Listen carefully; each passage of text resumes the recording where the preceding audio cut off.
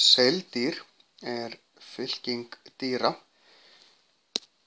sem við þekkjum flest sem hryggdýr, því að hryggdýr er undirfylking seildýra.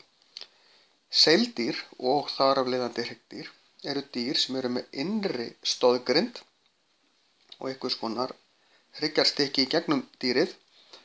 Við þekkjum hvernig hryggdýrin eru, þau eru með hrygg sem ver mænuna.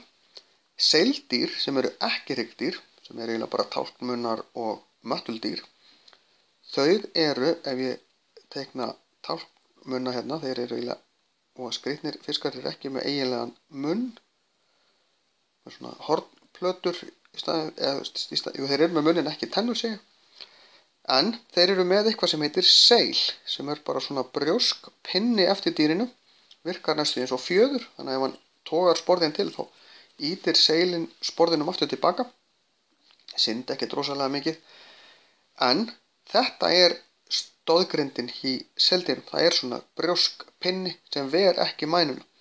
Mænan liggur óvarin hérna ofan.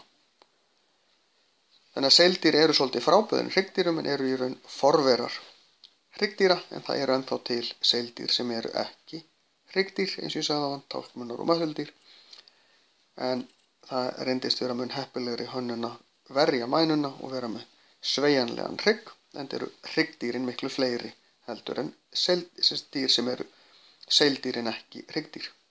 Því að eins og ég sagði í upphafi, þá eru öll hryggdýr seildýr, en ekki öll seildýr hryggdýr. Þetta er svona pínuflókið.